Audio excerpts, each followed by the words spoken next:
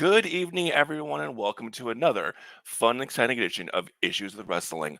I'm Christopher Miles, and this week we're doing a decades old debate, the generational gap in wrestling. How does it affect wrestling? How does it affect the way the mainstream people see it, the media, the fans, everything? Boomers see wrestling one way over Gen X, over millennials, over Gen Z, and who knows, Gen Alpha might have an opinion about this anymore, but they're too young to get up be on this show. So this week we have three generations represented, representing the millennials, me, your host, Christopher Miles. I'm the millennial voice tonight, and also with us tonight, the voice of Gen X tonight, one of the great minds of St. Louis wrestling, with the great historians of St. Louis wrestling, and from Dynamo Pro Wrestling. Ladies and gentlemen, I present to you Luke Roberts. Luke, how are you tonight, buddy? Oh, Christopher, it's always an honor and a privilege from being here at Issues with Wrestling tonight. And again, I don't know if that's a nice compliment to talk about me that way, or you're just going to flat out call me old. But tonight, we're going to be talking generations of wrestling. And when you sit here, I know there's been a lot of viewers of the program who've been debating pro wrestling when you look back into the era of the 50s and 60s, the old school, if you will, moving on all the way to the contemporary wrestling of today. A lot of discussions, a lot of debate, and we're going to address them right here on tonight's program. Absolutely. And the voice of the youth, the voice of Gen Z, the residential heel, ladies and gentlemen, Jared Shannon. Jared, how are you, man? Hey, Mr. Miles, it is always a good morning. It's sunny, and you have who you called old here today. I'm sorry for Mr. Miles. You see, when I stopped bothering him, he started acting out Mr. Roberts. Hey, I did not call him old. I say he's the voice of that generation. He's younger Gen X. I'm elder millennial. There's not much age difference there, but hey, there's enough that we could talk about the differences. And I'm going to go first today because I want to talk about the biggest difference from when you were first started watching wrestling to now. And for me, anyway, it's the television production. Now, our great friend H.D. Daniels, the referee, the other best referee in St. Louis, other than me, talks about how he hates squash matches. Now, Luke, when you and I were watching Saturday morning wrestling, that's all we had. You didn't have superstar versus superstar. You had these squashes. And I think television production is much bigger now than it ever was. Because in the past, television used to get you to come to buy the arena shows, get your butt in the seat for the arena. And now it almost seems like the arena is to get you to watch the show every weekend, to order the pay per view, or to order the network in whatever company you're working for. So, how has television production and the way television is produced changed since you were first watching wrestling, Luke? Well, first of all, just to make sure that anybody who's listening from those large-scale professional wrestling organizations, it's in the eyes of many a premium live event. We probably get in trouble for saying that those three letters, the PP and the V. We would be getting in trouble for saying those in a uniform manner when it comes to professional wrestling anymore. But when you talk about professional wrestling and you talk about it back in the 70s and 80s, I think back to the days of wrestling at the Chase. And you talk about the squash matches. Back then, you didn't really have as many when you were talking about things like wrestling at the Chase. That's what I grew up on a lot of times, was seeing matches like that here in St. Louis. You would see a lot of wrestlers that may not necessarily be the top echelon of the NWA. But you would see a lot of guys that very easily could more than handle themselves inside the squared circle. And I would say, honestly, you didn't really see the large-scale change in professional wrestling production until the early to mid-'80s at the Rock and Wrestling Connection. Of course, yeah. The idea of where you see companies like Georgia Championship Wrestling and Mid-Atlantic kind of coming together under the TBS banner. You start seeing the WWF at the time. You have a lot of promotions out of the Chicago, Minneapolis area for the AWA. That's when things really changed. But even back then, you got to see, and I was thinking about one that was there, we're going to talk about it a little bit later too, was the idea of fans were so excited to see Dusty Rhodes, the NWA World Heavyweight Champion, come to St. Louis and defend that NWA championship. And it was like earth-shattering to see that Ric Flair had won the championship and had changed the entire card here in St. Louis. It completely changed how fans, it was more of a, hey, you need to be here. You never know what's going to happen. And I got to say right now, again, we're going to turn things over here to Jared. I would say for wrestling production value, a lot of great things you didn't see because honestly, it was more of a get your rear end into a seat. Otherwise, you're going to miss a great night of wrestling action. True. Jared, how's it changed since you first started watching? For me, I don't. It has changed significantly since I Mm-hmm. started watching, especially for squash matches. When you, I, I'm gonna throw out like a kind of like a year time frame when I actually started to get invested, and that was probably more towards the '05, '06 time. And it's like during that time, I don't think there was that many, like, they were so, like, you have this much time. Mm-hmm. But when you look at it like towards like 2016, 17, 18, and so forth, it's like get in there, do it. You got 2, 3 minutes, Okay. and it's like I personally think production has went down timing wise in my generation compared to both of your generations. Okay. But I mean, like, I think my biggest thing is, Luke, you and I didn't get to see Hulk Hogan wrestle every week or Ric Flair wrestle every week. That's what the TV champion was for, you know. So, and now it's like if Roman or Seth are, or if MJF aren't on TV every week, people complain. Mhm. So I think that the expectation of higher level shows every week is a huge thing because Rodell, our great friend Chris Rodell, and I were talking about it. We were quite happy watching, you know, the Jobber number 4 versus Tully Blanchard every week because that's what we knew, and it was just the TV was a way to get us in the arena, like you said. And it almost seems like they could really care less anymore about getting us in the arena. They want us there, but what they really want us to do is buy the PLEs or pay-per-views or go into and buy the network, you And know. that is very true, Chris. I mean, when you Yeah. sit there and you talk about professional wrestling, we grew up on the idea of it was a big to do for us to see a world heavyweight champion on the Yes. program. But it wasn't out of the realm to see a national champion of Tully Blanchard or an NWA television champion, Arn Anderson.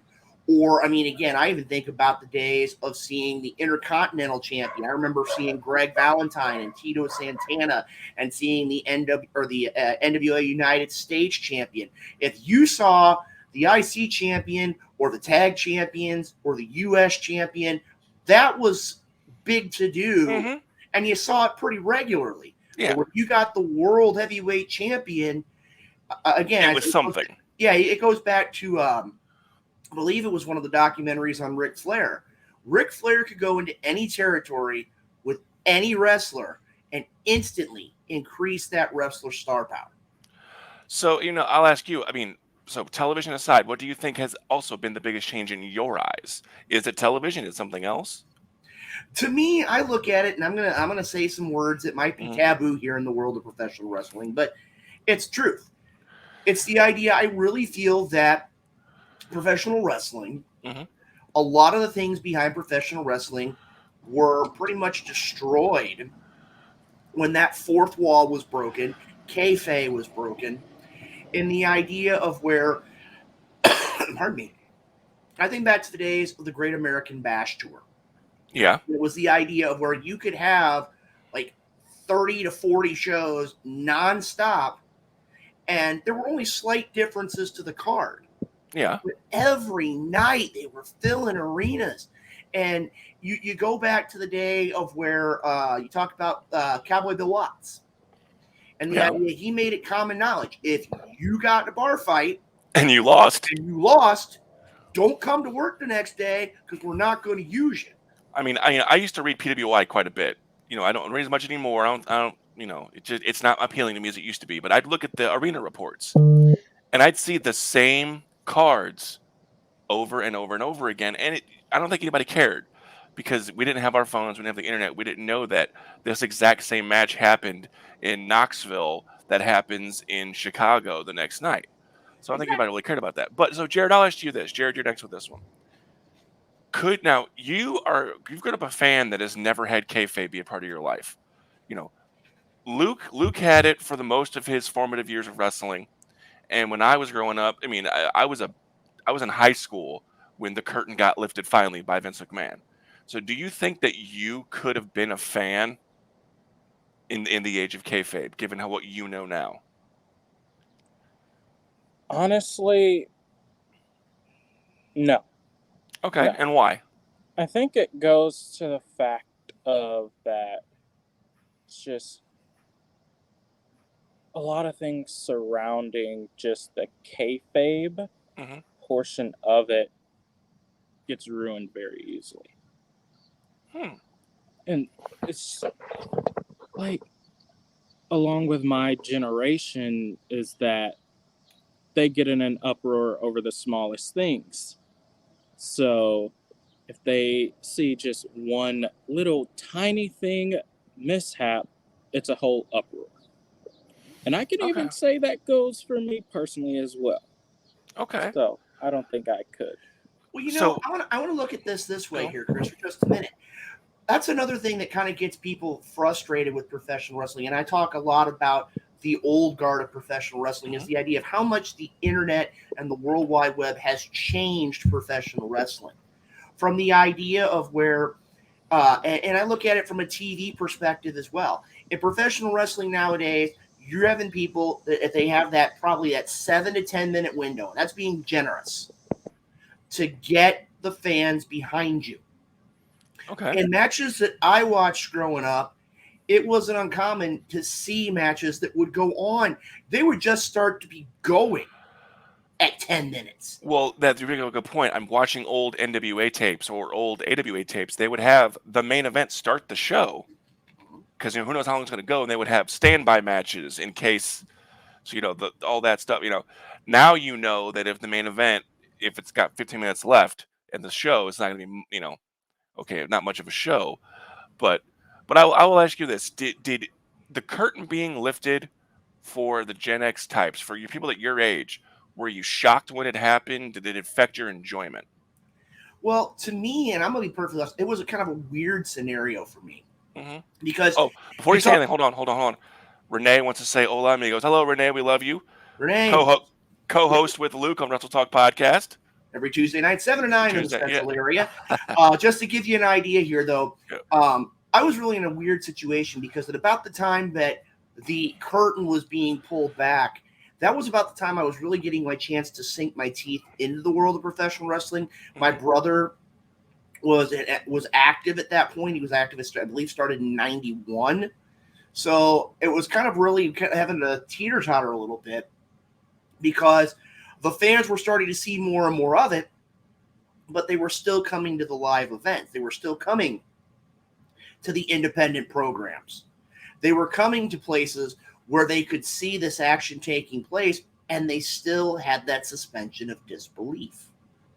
And that's one of the things where, and I'll be honest with you, I've always been of a mindset that if I'm competing against somebody, if I've got an in-ring match with so and so, I don't want to be in the same area with so and so. Mhm. I want to go out. I want to make my money. I want to make sure that the fans know who I am and what I'm about.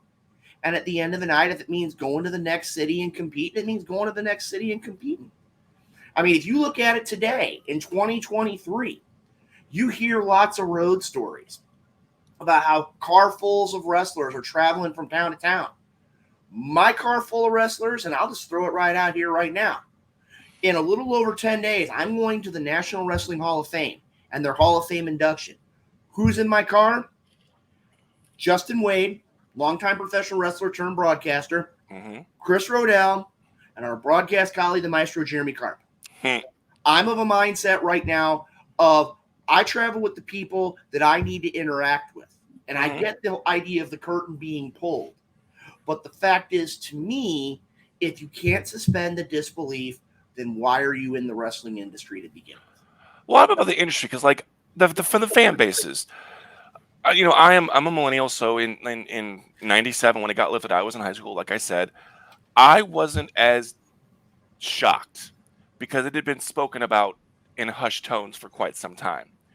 True. So most of my fandom and my career inside the industry, I've known. I didn't have to get smartened up.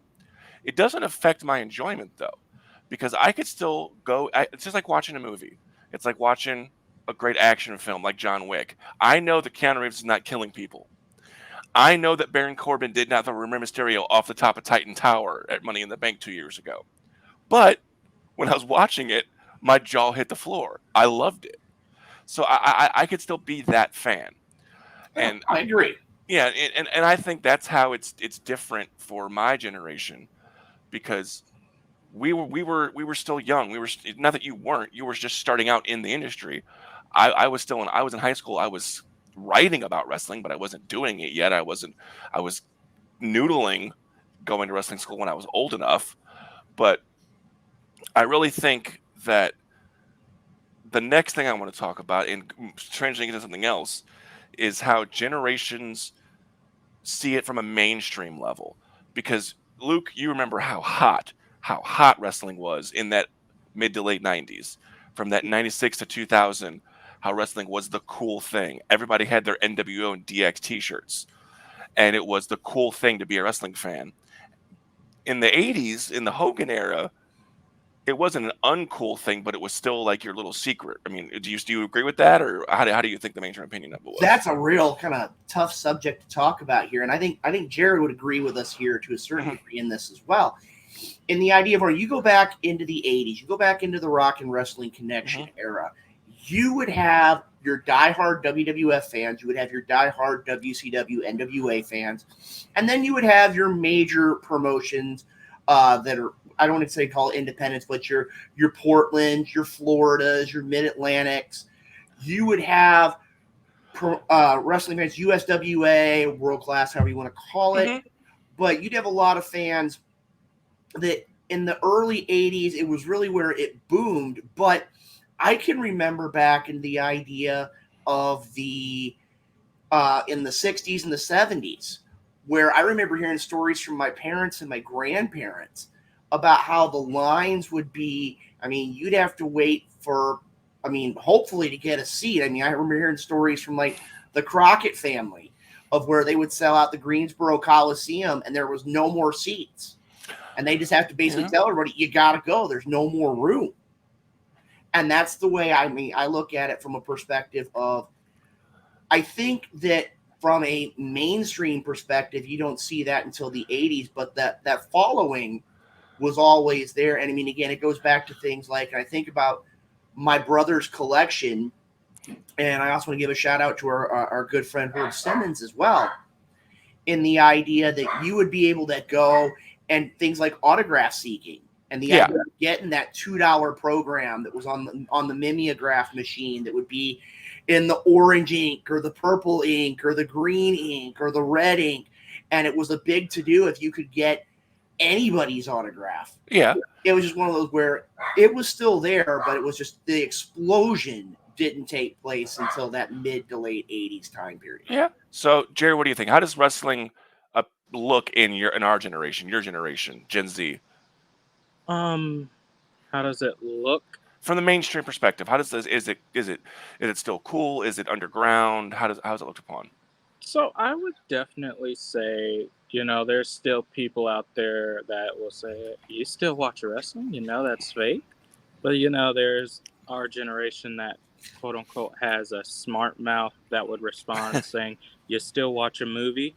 Those are fake. And those are possibly more, quote unquote, scripted, And, but I still think there's just a good, healthy chunk of my generation that isn't afraid of going out and say, hey, I still watch WWE, Impact. I still go to all these indie shows, independent shows. But I think they just still, you have a hit or miss crowd with my generation. Yeah. I have no problem being seen out in a wrestling T-shirt or any because my closet is full of wrestling T-shirts, independents, WWE, AEW, and I even have some of my own T-shirts you can get right here at this link. You can get your I-70 T-shirts and your Christopher Mouse T-shirts right there. But like I said earlier, it was the cool thing. Like you saw entire hallways in my high school with NWO red or NWO white T-shirts on, and you saw DX T-shirts, and you saw just like I'm sure in the mid 2000s, mid 2010s, you saw a lot of Bullet Club shirts out there. So I think it's always ebbs and flows, but I think we might be at the start of another high point where the mainstream opinion of it is going. But and Barbie Ann says hi guys, hi Barbie, thanks for Hello, watching. Babs. And Nathan says greatest heel zebra ever. Not a heel. Jared killed that already. So. I kind of started that movement, and I put the nail in it. Said Christopher Miles is the biggest face in the entire world, and you cannot prove me wrong. You know what we should say? We should put up our own little hashtag impartial. That's what Christopher Miles is. He calls it right, to quote the only Bill Alfonso, he calls it right down the middle. And we got our great friend Chris Coleman watching, saying you are the neighborhood heel, Jared. So the neighborhood heel, Jared, the residential heel, one of the best that's ever done it in the small city of St. Louis. So, Luke, the next question I have is for you. Is now generational gaps in like mainstream wrestling and indie wrestling. There's those that argue that AEW caters too much to that crash boom Gen Z type of wrestling and filters out the Gen Xers that might not want to watch that type of wrestling, and that WWE is too homogenous and NWA caters too much to your crowd. So, how do you think the generational gap affects mainstream wrestling versus indie wrestling? Do you think indie wrestling, is there like drastic differences between one company and another of how they perceive their audience, how they look at their audience generational wise? Well, I got to tell you right now, Chris, and I think Jared, you're going to agree with me here, that right now the professional wrestling landscape has a little something for everybody. Yeah, you just got to find it. And like you said, you have the WWE as it is today, which is very stereotypical. It's very, this is the way you will compete. It's McDonald's. Right. You have an AEW, which is giving more independent wrestlers. One that pops to mind is like Willow Nightingale. It gives the opportunity for people like Warhorse, like Billy Starks. It gives people that you may not necessarily see on national television that chance to get out inside the squared circle. You've got the NWA, which is kind of a lot of people would say your mom and pop wrestling. And again, you've got people who really are big into New Japan or the European catch-as-catch-can style of professional wrestling. The thing is, everybody's got their own little niche right now. If you would have said this, I'd say even 5 years ago, AEW took a huge risk. They did. Like as soon as AEW made that jump, I mean, you're seeing things that nobody would have ever expected. Yeah. People that were getting their just due. I mean, we look at like the Owen Hart tournament. And right now, I mean, going back to the main event there, I'm very much intrigued on the men's side because we actually have that finalized of CM Punk and Ricky Starks. I think that match is going to be a phenomenal matchup. And that's the thing, is that you have something that's going to cater to everybody. I mean, I almost want to say to a certain extreme, AEW is a lot like an independent wrestling event, but it's also a lot like the opportunity to see professional wrestling from that attitude kind of era. I mean, you've got things like the Young Bucks, you've got the stuff with MJF and Adam Cole, you got the stuff with the Outcasts and people like Willow Nightingale and Sky Blue and Britt Baker and things along the lines. Now, on the independent scene, you could say it almost the identical same way. Each promotion in the area has their own niche, whether it's a Dynamo Pro or an MMWA or an SICW that really focuses on one classification of fans. They really enjoy having all the fans come out and support their professional wrestling organization.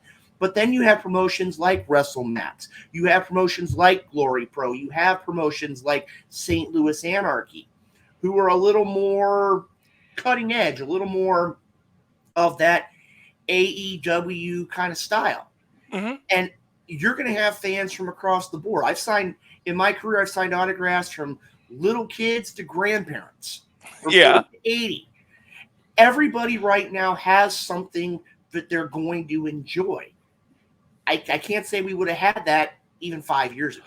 Yeah, and I've been to many shows, like you said, where it's presented as wrestling as you like it, old school wrestling. And I've seen shows that I've been on shows that were heavily sports entertainment oriented. So I mean, there's a little something for everyone, and I think no one is currently trying to please everyone outside of WWE. WWE is trying to get all the audience. So, Jared, do you think that the other companies should try and do that, or should they cater to those generational audiences they have?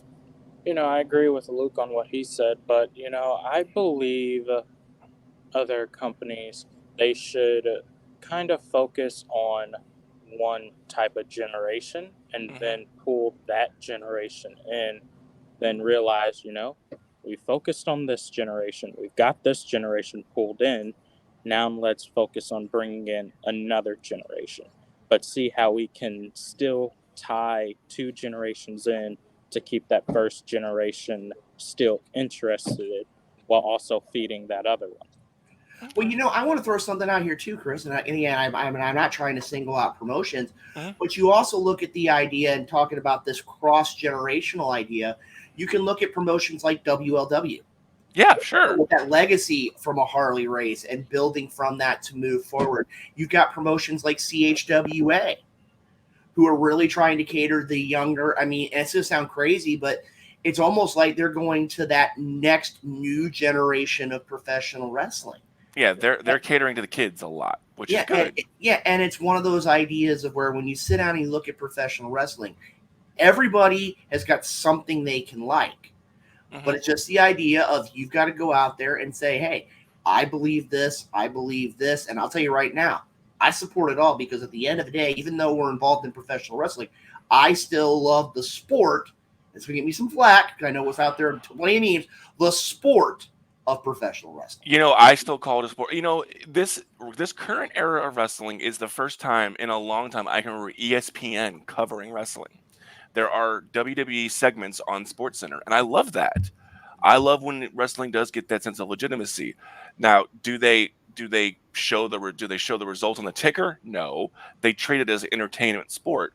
But I think we're at a time in mainstream where at least in the mainstream wrestling and your WWEs and your AEWs that people are looking at it in a somewhat better light. And I think that it is the generational gap might be there, but when you can turn on SportsCenter and see Triple H talking about the newest signing, I think it's a good thing. So Well, you can look at it too from a perspective. It's not just an ESPN. You're seeing a lot of mainstream media. You're seeing the AP wires. You're seeing yeah. TMZs. You're seeing all these things that professional wrestling is able to follow. Now, granted, it's WWE, but if you had told me 8 years ago that wrestling would be on network television again, as it is on Fox, I'd have said, "Oh, there's no way. It's destined for cable forever." But every Friday night, 7 o'clock, it's on Fox. Now, I mean, it's like the '80s with Saturday Night's Main Event and NBC and all that. So I think so. Luke, since we'll start with you, then we'll go to me, then we'll go to Jared on this one. Generational wrestling and all that, what you like, what you don't like about the current product aside, would you rather sit down with a stack of VHS or DVDs of old school wrestling, your favorite compilations of matches, or deep dive on the network or a New Japan World, or would you rather sit down and watch a PLE? Would you rather watch Money in the Bank from this couple weeks ago?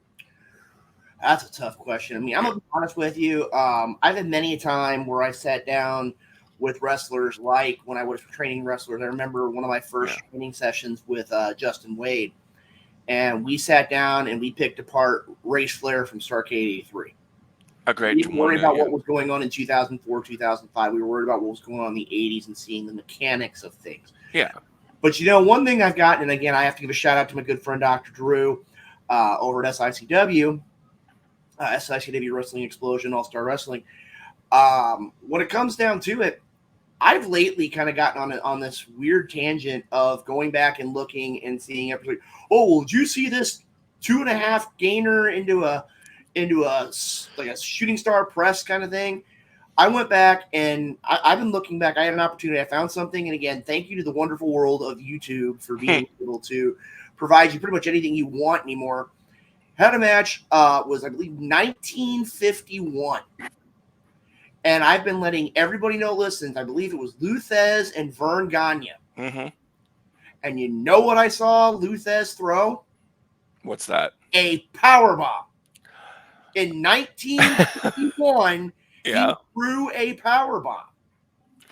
I mean, what more can you ask for? Yeah, I mean, it's you got that going for it. So, I mean, for me anyway, I loved the network, and Peacock is okay. It's coming along, but it's not nearly as good as the network was. And YouTube is a vast cavern of wrestling. And you have Fight TV, you have IWTV, you have all these different networks. Man, I love to go back and watch all this stuff that I used to love. But I don't. It's like diminishing returns. I don't think I can watch the same thing over and over again. Like as much as I love Mania 17 or X7, whatever you want to call it, I'm not sure I could go back and watch it every day and feel as good as watching even a mediocre show that's live because I haven't seen it before. Now, I didn't get a lot of. I liked Mania this year. I didn't get the end result I wanted. I wanted Cody to finish the story, but but I had fun watching a live event. I loved watching Money in the Bank. I will sit down and I will watch every Raw, SmackDown, NXT, Dynamite, Collision because I have no life outside of wrestling pretty much. But it's I enjoy more watching the current product than I do going to memory lane. Do I still do it? Do I love memory lane? Of course I do. I love to go back and get that dopamine hit from watching that great spot or watching Steamboat Savage for the 10 millionth time or Steamboat Flair or it's just it's a mix, but I'd rather watch the live stuff. What do you think, Jared? Is it live stuff? Memory banks? What do you think? You know, I enjoy watching wrestling on DVDs and sitting down and studying it, but I I also enjoy watching it live. I think Yeah, that's where you kind of feel it more and give your instant reaction towards it.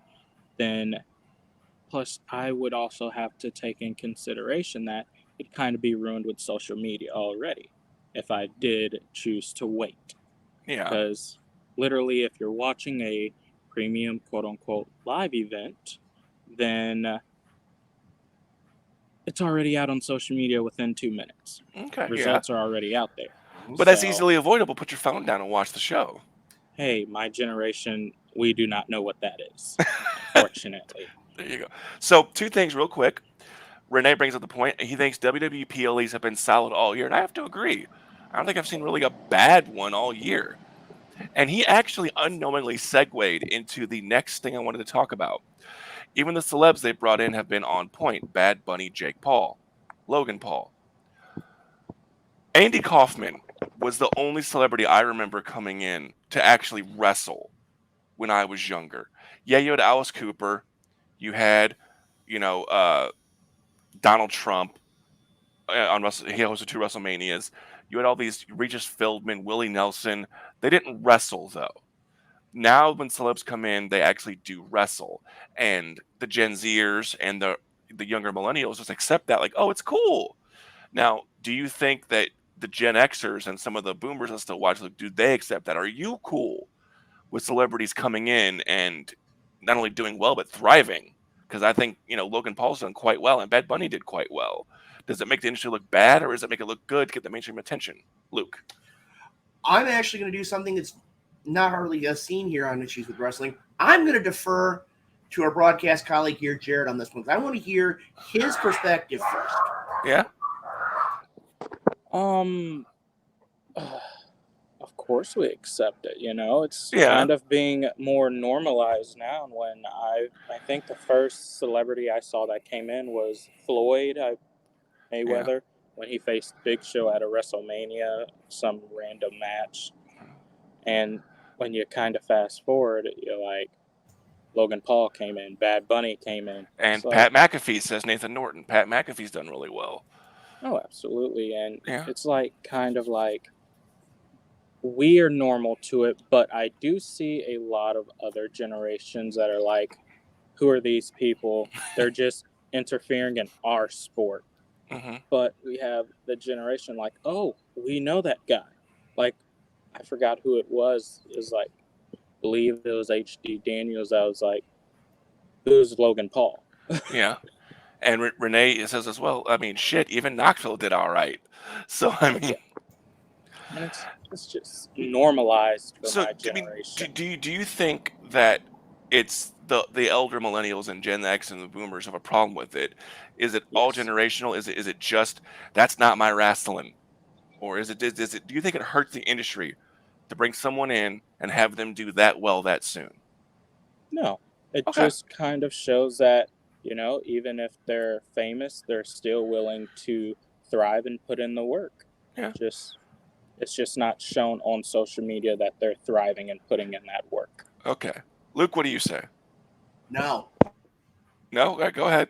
no, because to me, I've grown up on the belief that professional wrestling is where two athletes get in the ring. Now, am I disrespecting any way, shape, or form Logan Paul's ability in the ring? No, the man has been phenomenal, Mhm. just like a Pat McAfee, just like a Bad Bunny. They've delivered.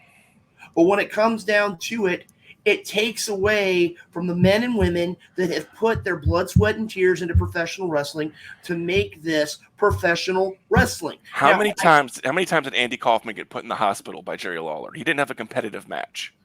yeah, he was in the hospital, and that was the big deal. Yeah. When he got in the ring, he got to put the headlock on. He took a belly-to-back suplex, and he took 2 pile drivers. Yeah. And that was the last time you saw Andy Kaufman in a ring. I'm Yeah. going to say this right now. When it comes down to it, how many times have you seen, and I'm going to go back to the Attitude area, how many times did you see Steve-O get into a WWE ring? Once. Twice. Umaga beat his ass. How many times did you see Chris Pontius get in a ring? Same one. Once. Yeah, once. How many times did you see in an individual match, did you see a Johnny Knoxville? Once. That's the deal. The second they're in multiple matches, Yeah. they're in this, they're catering to the new generation of professional wrestling fan. And I'm sorry to tell you, to me, I mean, they could have a phenomenal in-ring contest. But it comes out, I'm not a huge fan of that. Well, let me ask you a question, because does Pat McAfee get a pass being ex-NFL? Because how many ex-NFLers came into wrestling? Steve McMichael, Big Cat Ernie Ladd, Lex Luger, all these guys that were former USFL, NFL guys that came in. So does McAfee get a pass being a former NFL? Well, that's one of the things, though, too, when you sit there and you look at it, I think you got to look at it from more of a perspective of, are they in it for the long term? And again, Okay. a prime example, and I'm going to throw 3 wrestling analogies out here. Mm-hmm. Number 1, Wahoo McDaniel. Yes. Man, long time in professional wrestling or football, making a transition to professional wrestling. Stayed in it. Number 2, Steve McMichael. A man who a lot of people were wondering, why was he even in a ring? And he made a fairly good career out of it. Yep. Then you look at Kevin Green. Mm-hmm. I rest my case. Bronco Nagurski. That's true. So I would say if you are an athlete and you come in, I mean, say what you will about the guy on a personal level, but Gable Steveson, Olympic gold medalist, Kurt Angle for that matter, came in and was champion right away because he was a great athlete. So I think if you're coming in as an athlete, it's a little different. And there you go. Hacksaw Jim Duggan. And Ernie Ladd. Go ahead, Jared. So you say that if they're an athlete, they're quote unquote welcome. Logan Paul did have a couple boxing matches before his debut. So but did he have actual boxing matches, or did he just fight some guy? Didn't he fight what's that guy's name? Well-known boxer. Mayweather? Yes, there you go. Bingo. He fought Mayweather about 15 years after Mayweather was a competitive boxer. Hey, but if you're a boxer, you're known as an athlete. And that's fine, and the only thing that I had any problem whatsoever with Logan Paul's run, he's had some great spots and he's done great, and he has been, I think, a net positive. Unfortunately, because I don't like either of the Paul brothers for for the wrestling industry, is that he got a title shot at a major event, the Saudi show. It's like, okay, you could have put literally anyone else, because we all knew Roman was going to lose, and because leading up to the 1,000 days. So, eh. So Josh Summers says like Homer Simpson finding a bunch of bums till they got to fight the champion and got smashed. Oh. Classic Simpsons reference. Oh, Jared, come on, say it. What do you got? What do you got? You got something to say? I'm gonna just say this. A lot of people did give WWE a lot of crap about putting Logan Paul in that opportunity. Yeah. But you can't take away that Logan Paul brings in a ton of eyes to the product. Absolutely. For sure. That is what WWE is looking for. Who can bring in those eyes and that new audience and keep them tuned in and keep them for that long run? And Logan Paul is that guy. So, I mean, Luke, is there someone out there? Is there someone that's just retired or an athlete that you would go, okay, fine, I accept them as part of the industry? Is there someone out there? Well, right now, I mean, I'm going to go back to what you're saying with Gable Steveson. Mm-hmm. To me, I think that the jury is still out. Mm-hmm. And the reason why I will give him all the credit in the world, a well-accomplished Olympic level amateur wrestler. Time will tell what Gable Steveson brings to the table. But to me, I look at it from a perspective, you have people like Kurt Angle. Angle's gone out there and he's delivered match after match, time after time. And that's the thing. I mean, and I'm not going to discredit Jared at all here. I mean, Logan Paul did bring eyes to the product. And that's great for what we need from a business perspective, from a business model. But by the same token, too, the rest of the event has to match up to be what they need to see. And I don't think that was the case. It was that flash to make sure they had people buy the PLE to get the WWE network.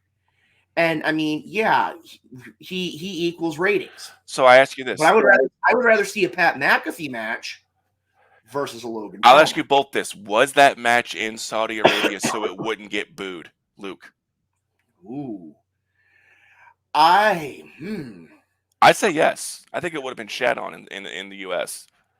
I think it's one of those where I think that the reaction probably would have been close to the same, because if we had just gotten to a point where the fans are kind of had their fill of Roman Reigns to a certain degree, and I think it's one of those where I don't think it would have gotten the same reaction as it did in Saudi Arabia, but I think it was one of those where it got a better reaction. Well, Nathan says yes, he agrees with me. So what do you say, Jared? Would that match have worked in the US or did it have to be in Saudi? I think it would have worked in the U.S. I think earlier in the match they probably would have booed Logan Paul, but towards the middle and the end, they would have said, hey, this guy's impressive. Okay. You know, and you saw Roman was building up as that ultimate heel, and I think they could have made it work in the U.S. They just have to think the only place it'd work in the U.S. is in Ohio. Because he's from Ohio. Because he's from Cleveland. Yeah. Well, one thing I can look at too, and I don't know why it just popped into my head also, but the idea of Stephen Amell. Yeah. That got into the ring and delivered. I mean, he delivered both, I believe, at a SummerSlam and at All In. Yes. And I think they were both very well received matches, but you can't. It's like if he would have stayed longer term, yeah. Mm-hmm. But again, it's just one of those things where when you look at Logan Paul, I mean, now that we're getting more than 2-3 matches a year, maybe there could be some more legitimacy. But again, he did sign a long-term deal. Well, let me ask you that too. Does Stephen Amell get a pass because of heels? Because he has an obvious love for the wrestling industry, and he's only had a couple singles matches and he lost both of them. He won his tag match, but I think right now you look at it from perspective as far as a love of the business, he can get a pass. Mm-hmm. But when it comes to actually competing in the ring, no. Okay, Jared, what do you think? You got to be able to deliver. Yeah. He doesn't get a pass, you know. He had his little 2 appearances. He had his match, but he's more known from Arrow and his heels. But you Mhm. know, he I gets mean, a pass. Cody as was on Arrow. Well, because Cody is Cody. Yeah. It's like he gets a pass as a producer for the Mhm. love of wrestling, but Okay. as an actual athlete, never in a million years in my eyes. Okay. So, Jared, we'll start with you for the next question. What company do you think does the best in bridging this gap that we all want to try and get rid of? And who does the worst? I think the best. This is a very well understatement and possibly an underrated choice. I would go with Impact Wrestling, Okay. And and why? the reason why is because you see so many different faces and so many different age ranges there. Like you have people like Trey Miguel, Zachary Wentz, you have Alex Shaley, you have Chris Bay, you have Macklin, Hmm. just so many people of different age stages in their life and different accomplishments that they have accomplished during those stages. But the worst I would possibly go with AEW, Because honestly. they're catering too much to the youth, you think, or Yes. that such coveted demo that they always talk about. Yes. It's All like right. So, yeah. they need to branch out more. I'll give my 2 cents before we get Luke's opinion. I think the best is probably WWE because, like I said, they are McDonald's. They are a little something for everyone. It may not be everyone's favorite, but there's something to enjoy there for almost everyone. As much as I do enjoy it, I think the worst might be right now the NWA because they are so fixated on that. Let's keep doing the things, the old school appeal to our audience that, you know, it's hard enough to get that audience to watch on Fight and or YouTube. And when you're just catering to them, it seems like they are. I don't think it's a good long-term sustainable process. So Luke, what do you think? Who's doing the best? Who's doing the worst? Well, I'm going to tell you right now, I look at it from a perspective of, and this is going to be kind of a tie to me. Yeah. I would say probably the two that would be bringing in the best, and I'm going to agree with Jared to a certain degree, are Impact Wrestling and, surprisingly enough, MLW. Hmm. The Yeah. idea of where they're having the opportunity of bringing in wrestlers, like, you know what, the door's wide open. I would say I would also have considered putting New Japan in that class if we would have seen more of that forbidden door kind of mindset other than like once a year. We see like Takeshita, we've Hmm. seen Okada, we've seen Tanahashi, we've seen a lot of wrestlers, Ishii coming into AEW, but we don't see as much of that going in other direction. Now, you and I, Chris, are going to disagree here for the first time in a good long while, and I'm going to say the one that's doing the worst of it is WWE. Okay. And You're why? getting a cookie cutter. You're getting the same thing over and over. The wrestlers are being processed the same way. Professional wrestling is where everybody should have their own niche. They should have something that makes them stand out. And it's one of those where when they come into the WWE, it's almost like, I mean, it's like you got it or you don't. But to me, I look at it from a perspective, it seems like everybody that's come in lately, it's like the flavor of the month. They come in, they get a few months, and unless the fans have immediately latched onto them, what are they going to do? And you see them a lot better in And the that's fair. there's a lot of wrestlers who, as soon as they leave the WWE, they're back and people are following them even more. It's like they've kind of put their career on pause Hmm. to go spend time in the WWE. And there you go. I mean, a prime example. And I'm going to look at it from the other perspective. Cody Rhodes. WWE, he was kind of languishing in mediocrity. Yeah. He goes to AEW, he puts it all out on the table. He winds up getting a huge fan base. And when he comes back, he becomes basically a main event player in the WWE. Yeah. So And that's yeah. kind of how you look at it. I just, to me, I think it's one of those where I like AEW having their having brought in some wrestlers. I think the doors need to be opened even more. But again, how much is too much? Yeah. As we see here, Josh again, WWE has rewrote and redid characters and storylines over and over, just different wrestlers. That's true. Mhm. That's true of all wrestling companies. But Luke, you brought up New Japan. Real quick before we get back to you, Jared. And I know that New Japan has weekly TV in the States, but it's really just compilations of matches from recent pay-per-views. So do you think that if New Japan had like weekly TV in the States, in English, do you think people would watch? Do you think your generation, my generation, your generation, who's going to watch that? I think so. I mean, again, you got to look at it. They were on Axis. Mm-hmm. They did have English commentary with it at the time. Yeah, I yeah. would have to be very selective in what network they had. Axis is a great network. Again, I speak not only from my place as media relations director at Dynamo Pro Wrestling, with the work I've done with the Wrestle Talk podcast. I think if they had more of a mainstream channel and more mainstream focus, I think fans would be more into it because Because it's I mean, yeah, style. yeah. I'll admit I don't watch the weekly show on Access because I have New Japan World because I've already seen this. So I mean, Jared, what do you think? If New Japan had weekly television in the States, would you watch it? Personally, I would be selective of when I watched it. Okay. I would probably only watch for Will Ospreay, and that's pretty much the only person I would watch it for. It's just Yeah. not. I like a lot of the roster, so I would watch. It's just not my cup of tea, but I know a ton of people in my generation. They are a Mark IV in JPW. Yeah, I have a full closet full. I have 5 or 6 NJPW T-shirts, so I'm not afraid to admit that. So, Josh, again, WWE is a stale product, in my opinion, has been since the COVID era. I don't know about stale. They've had some pretty compelling storylines. Unlike most people, some people are getting tired of it. I still love the Bloodline storyline. I'm still having fun with it. So that was going to be the Bloodline. My next question: title reigns and long-term storytelling.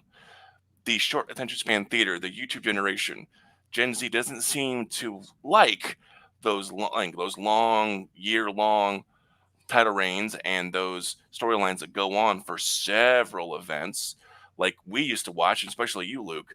So, why is it? Do you think that they don't like those, and how could we get them back into enjoying long-term storytelling? Well, I'm going to throw this one out here, and this is going to be one that's going to totally throw some things on their ear. In the WWE, you've got fans who are genuinely getting disenchanted with the Bloodline storyline. But there's so much more that can be done with that. I mean, again, you've got to look at it from the perspective of, could they have Alpha and Sika make another appearance? Could they have Rikishi coming in and try to bring the family back together, that being Solo Sikoa and the Usos? Again, a lot of people are getting fed up with the Roman Reigns World Championship reign, but again, to me, it's giving a perspective of credibility to the championship. Now, a lot of people are getting fed up with that, but there's one that nobody's been talking about, which really has gotten people's attention. That's Gunther. Yeah. He's been, I think, now over a year as the Intercontinental Champion, and he's going through everybody. And he's there every week. He's there every week. He's willing to go out there, and whether it's an interview or go out there. I mean, again, I've seen, and I'll tell you right now, anytime I watch a match, I've got to watch it with the volume off, because if he chops anybody, I remember seeing one. I think it was in, it wasn't Revolution Pro. I think it was ICW, and he chopped, I think it was either Riddle or Ospreay, one or the other, and it looked like he caved in their chest. And I mean, when it comes down to it, I think the fans have to look at it from a perspective of somebody they can gravitate to and have that investment. I don't think that we have really had, the WWE is using these long-term champions to recreate the importance of those champions. Yeah, I agree. And you didn't, like I said, we said earlier, you didn't see Ric Flair or Hulk Hogan wrestle every week. They might be on the show cutting a promo for the local market, like, woo, come to see me in St. Louis. But I think it does elevate those belts when you have reigns like Gunther, like Roman Reigns, that just, when someone finally does beat them, it not only elevates the title, it elevates the person that finally beat them. one of the things I hated the most about my era of wrestling, the mid '90s to 2000s, was the hot potato with the belts. I mean, in the dying days of WCW, in the year 2000, there were 25 world champions. That's ridiculous. And as much as I love that the series of matches with the Rock and Mankind, when you're trading the belt back and forth every week, it devalues it a little bit to me. So Jared, speaking as the Gen Zer on the show, how do you feel about long title reigns and long-term storytelling? Personally, me, I enjoy long title reigns and Mm. long storylines. So you're in the But minority of your generation. yes, Mhm. but I think the thing with my generation is they're not used to that. Yeah. Because if you look from, for instance, When they grew up. oh, yeah, like look at John Moxley's formerly known Dean Ambrose WWE title reigns. I don't think he held the champion for more than 200 days in a single run as a champion with the Outside, WWE yeah, champion. he had a long U.S. title run, but Mhm. Yeah.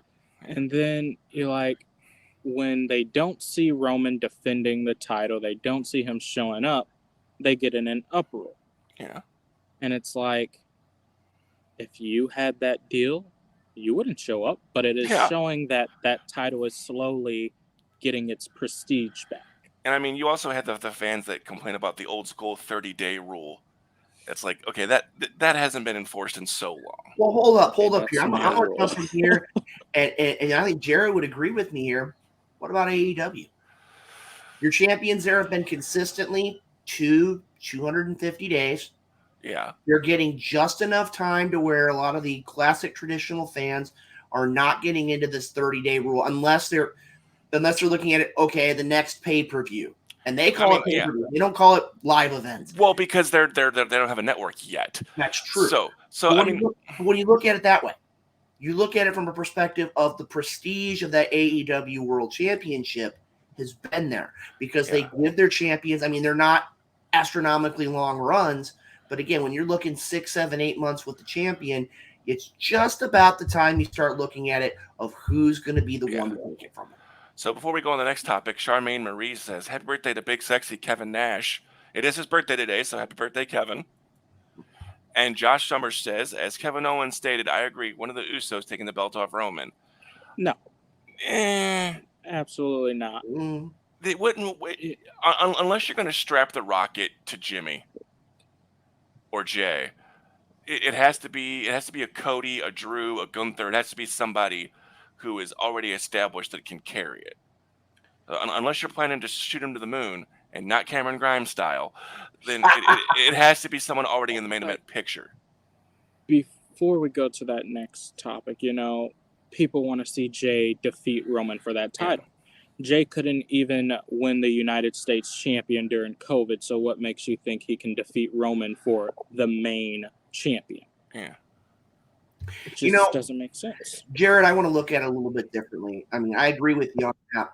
But to me, I look at it the one that I could see being the one to do it. Who's And that? I know it's gonna crush Christopher Miles because Cody's not gonna be the next one in line. I think the next one, the one to do it, Gunther.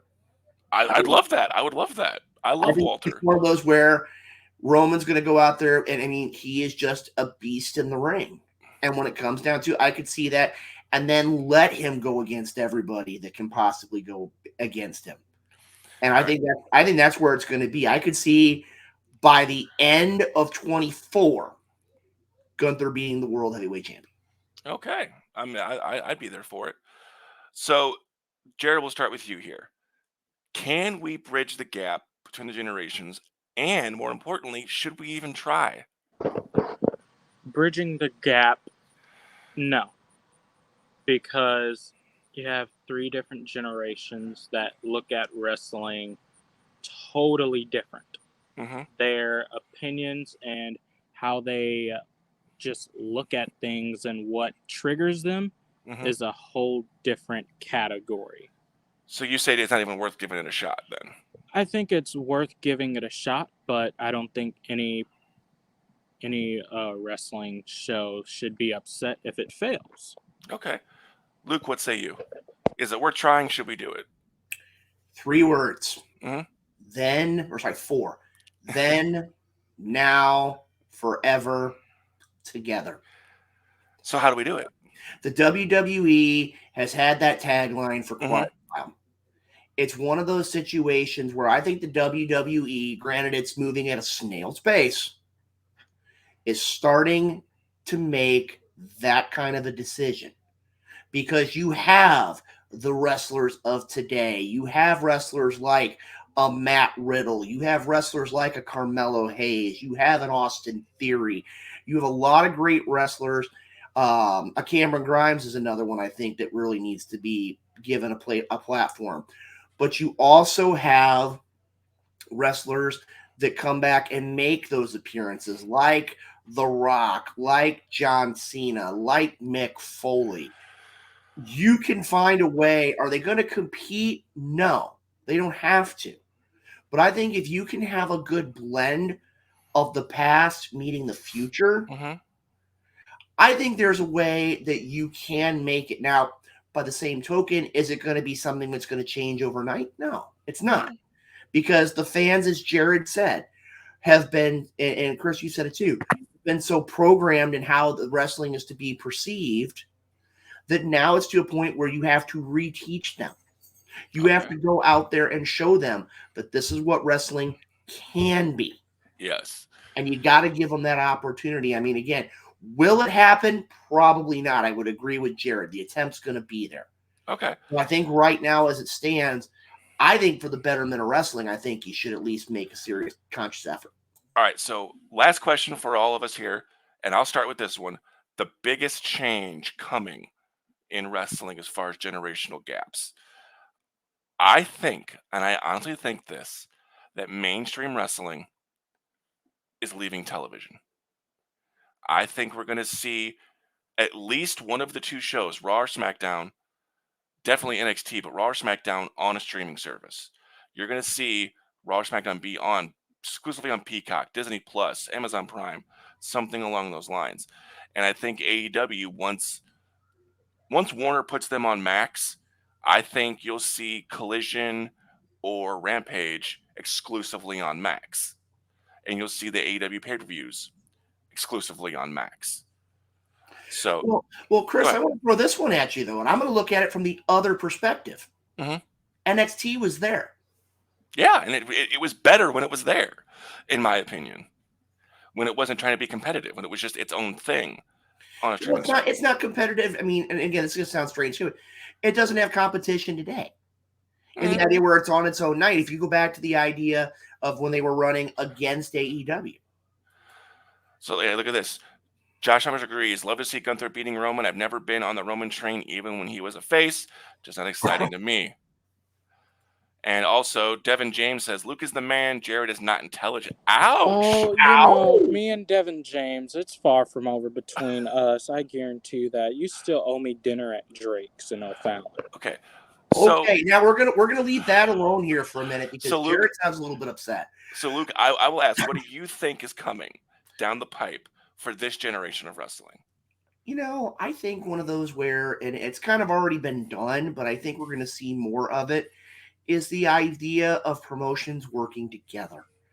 You know, we've got so many different avenues of things. I mean, we've seen it with AEW and New Japan. We're seeing it to a certain degree with AEW and the ROH talent roster. We're now also, and again, it was a one-time only deal, but we saw the WWE and Impact work together with Mickie James at the Women's Royal Rumble. Yes. I think it's one of those where the biggest thing in professional wrestling, and this is going to sound kind of pulling that curtain back we've talked about all episode, is that you're going to have to get to a point where a wrestler is seen as a viable opponent. And a prime example of that, I don't know why it just popped into my head, but is the Impact situation between Alex Shelley, Chris Sabin, Leo Rush, and the national treasure Nick Aldis. Mm-hmm. Nick Aldis walks back into Impact Wrestling, and oh my, Alex Shelley has a monumental problem. And I'm going to tell you right now, We need more of that in professional wrestling. It's Sure. one of those things that hasn't happened in a long time. It's one of those where I go back to the mid 80s, the super card of wrestling, the Super Bowl of wrestling, where you had, I believe it was the NWA, the AWA, I believe it was the WWF, among other championships defended on the event. And again, I think it's one of those, it's coming. I think that's one of the things we're going to see down the road. And I agree with you, Chris. I think that the idea of seeing it on streaming services is there. Mm-hmm. But by the same token, too, I can't really see that being a. I know it's the in thing, but I think it's going to be one of those where I think in time, I don't know if that's going to be a good thing or a bad thing for pro wrestling. True. I'll agree with you there, but I admit I don't have television right now. I cut the cord years ago. I watch my wrestling through a streaming site.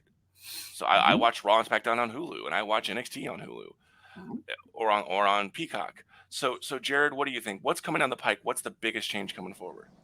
I would definitely say that I would agree with you, Christopher Miles. I believe from the get-go, when the WWE Network was announced, the main purpose was to see its success and switch and cut the cable and turn Raw, SmackDown, and NXT and have it streaming from there. But you saw how that kind of crashed when they sold it to Peacock. And I believe that is what Peacock is preparing to set up eventually at some point, because people, they're still going for those demographics. I honestly believe they don't care about the demographics. And you also have to take in consideration WWE, they stopped making DVDs back in 2022. And I believe that was another step forward to saying, hey, we're getting closer to just being exclusive to streaming sites. Do you see a possibility of downloading those events? Like, hey, go to Amazon or YouTube and you can download the show or Fight or whatever, or stuff like that. Luke, you I think it's one of those where that could very much be done. And I look at it from a perspective of what is that going to do for your casual wrestling fan? Yeah. You've got a lot of fans like yourself, Chris, and I mean, I watch it too, and I know Jared's probably the same avenue of having all these things, but eventually it's going to get to a point of where you're going to have 5 or 6 streaming services, and you're going to have to pay money to make it work. And that's not the case. Now, I do want to throw one more question out here. It was something I was going back here and reading the comments again. I'm following along on yes. media. I want to go back to something Charmaine said a few minutes ago. And you mentioned a good point talking about Kevin Nash. I want to look at something else here real quick. Sorry about that. And I want you to, can you bring up her comment here? Because I think at least one more question of bridging the gap. Yeah. She's tired of Roman Reigns and MJF. Yeah. Here's my question for you. And Jared, I want to throw this at you. I know Chris is going to have some kind of an answer, but this is a Luke Jared question. You talk about crossing the generational gap.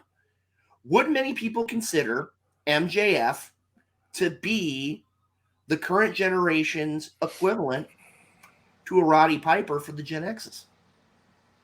100%, absolutely no doubt about it. It's just, you see MJF, he has the promo skills. He has what he does, the way he held himself up, and he doesn't break character whatsoever. But, okay, here's the difference. MJF is a complete asshole in the ring and berates the fans and calls them all these names. They still love him. They still understand. That's the generational difference between fans of my age and Jared's age. No one's trying to stab MJF. Roddy Piper got stabbed twice. 3 times. Three times. Okay, 3 times. No one's trying to stab MJF. We understand, and Jared's generation understands, that it's a show, that he's trying to get rides out of us, and we're playing along.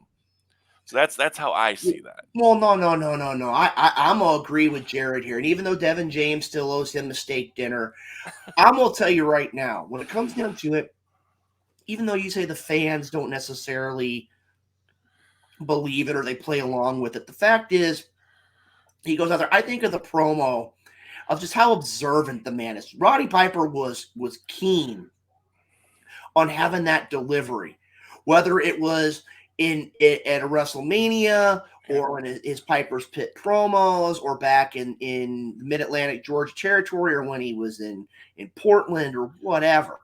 Yeah. But I mean, just the timing that he has. I think back to the promo when Bret Hart unveiled the AEW championship, and he knew what was going on. He told him, "Hey, Bret, a fan's behind you," and you can't help but go, "Oh my." Oh. But Okay. I mean, again, it's one of those. Jared and I can agree on this.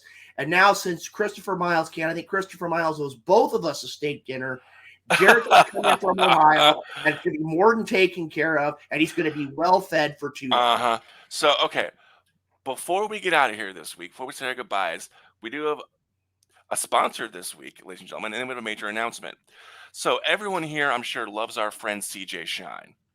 CJ Shine! Yes. Dynamo Pro D1 champion CJ Yes. Shine. So, he was kind enough to let us know that he actually has a fan clothing line now, a fandom spirit clothing line, Ricky Sake, and he is sponsoring the show this week. So we're going to put his clothing line right there in the comments and show it to everyone. There it is right there. Awesome anime fandom inspired clothing from Ricky Saga, the home of CJ Shine, the designer, the creator, the driving force behind it. Great guy, CJ Shine. Buy his clothes, buy his merch, buy everything for helping us out on the podcast tonight. That is true. And you know something else I was just thinking about, and I've been watching, again, being the fan that I am, being the loyal professional wrestling fan that I am, I wonder, he's got his own clothing. I've seen some of his great merchandise. Go over to this link, what's showing up there, and get some of that great CJ Shine merchandise. But I got to ask you this. Is he going to have a shirt that looks like that JSO shirt? I know they've been looking for it. He was styling before his event last night. And I'm going to tell you right now, if JSO's looking for his stuff, I got to tell you, you can go to CJ Shine's site and make sure that you buy some of that great merch, because then maybe he can be as fashionable as the Dynamo Pro D1 champion. You can see it right here on screen. Maybe. So, Luke, what do you think about any events you're going to be at, or your socials, whatever? Pimp yourself out for the last segment of the show. Wow. I mean, that's kind of a unique way to go at it. Again, just want to give you a reminder, if you want to catch Dynamo Pro Wrestling, catch them this Saturday night in Farmington, Missouri at the Farmington Coliseum. I believe tickets are $20 for the event. You're going to get a great night of professional wrestling as Dynamo makes its debut appearance in Farmington, Missouri. Also want to give a shout out to our good friends over. They're going to be at Pops through Grandel Wrestling this coming Sunday, the Fight for Allison event, benefiting the family of Allison, a young lady who's been through a lot of issues. She was burned over a large portion of her body, incurred a large amount of bills. I know there's a lot of wrestlers from a lot of different promotions that you can. I will be there. I'll be working that show. So Christopher Miles will be there. I'm going to try everything I possibly can to be there. Also, want to give a shout out to my broadcast colleagues over at the Wrestle Talk podcast. They're going to be talking the National Wrestling Hall of Fame this Tuesday with a man that's very, very well known to Christopher Miles and myself. The one and the only legendary professional wrestling referee, James Beard, is going to be on this Tuesday night, 8:30 p.m. Shows from 7 to 9. And also want to give a shout out. It's kind of a downer for the evening, but I do want to give a shout out to a good friend of mine, man known as the Punisher, passed away a couple weeks ago. Constantly in the thoughts of a lot of the wrestlers of the day, gone but not forgotten. The Punisher, I want to give a shout out to him and his family as well. At this point, I'm going to turn things over to Jared. Jared. All right, Luke, thanks for coming on, man. He still owes you. So let me go this way here. Yeah. He still owes you a steak dinner. I don't know him, Jack. Good night, Luke. So, Jared, I have a question for you. Before we pimp out your stuff, should we tell them? Hey, do they want to know? I don't know. Do they want to know? Well, before we get out there, Aaron Lawrence says, "Hey guys, what's up? How's it going? We're doing great." But the big announcement is, ladies and gentlemen, this is no longer a one-man operation. This is not just going to be Christopher Miles Issues with Wrestling anymore, as Jared's coming on as a permanent co-host. Ladies and gentlemen, he will be here every episode with me. Well, the ones he can't be. Sometimes he won't be there. Who knows? Sometimes maybe I won't be there. But it's going to be a two-man operation now. It's going to be Issues with Wrestling featuring Christopher Miles and Jared Shannon teaming up to bring you the best guests possible, the best topics possible. It's going to be a great time. Jared, welcome aboard. Glad to have you, buddy. Thank you, Mr. Christopher Miles. It's going to be a wonderful journey, and we're going to Yeah. bring all the topics of issues Yeah. with wrestling, and it's going to be a banger. And Tyler Horner says Jared is the man right there. So Hey, I love Tyler. He gets some good photos. he does. He's a great photographer, man. So do you have anything you want to throw out there? Your socials, the upcoming Hey, dates you got, or anything you want to uh, pimp out? you can find me on Instagram at JAYRED444, Facebook at Yeah. Jared Shannon. I'm gonna try to be at Grandel, and I will be at Glory Pro July 30th. All right. So we're going to shout out our sponsor one more time, Ricky Saga, CJ Shine's clothing line, before we get out of here. Thank you so much, CJ. And Jared, hey, until next week, man. We'll see you, buddy. Hey, thank you Yeah. for having me on and inviting Well, me as yeah. a second band. There you go. Welcome aboard, sir. So before I get out of here, I have to pimp myself, my upcoming events. So, like was mentioned earlier, Sunday, July 16th, Grandel Wrestling's Fight for Allison at Pops in Sauget, Illinois. I will be there. Wednesday, July 19th, Menard County Fair in Petersburg, Illinois for Pro Wrestling Epic. I'll be there as well. Sunday, July 30th, Glory Pro Wrestling debuts at the Casaluma Ballroom in St. Louis, featuring AEW superstar Ray Phoenix. I'll be there. And as always, you can get my lovely, lovely merch at prowrestlingtees.com/Christopher Miles. You can get my merch. You can get I-70 Sports Media merch, which this podcast is a proud member of. I-70 Sports Media, where our passion is our profession. And you can follow the show on Twitter, Instagram, and now Threads at IWW_podcast. You can follow me on Instagram, Twitter, and Threads at 1_2_3 miles. And you can follow me on TikTok there as well. So until next week, until next time, I'm Christopher Miles for Jared Shannon, and we've got issues with wrestling.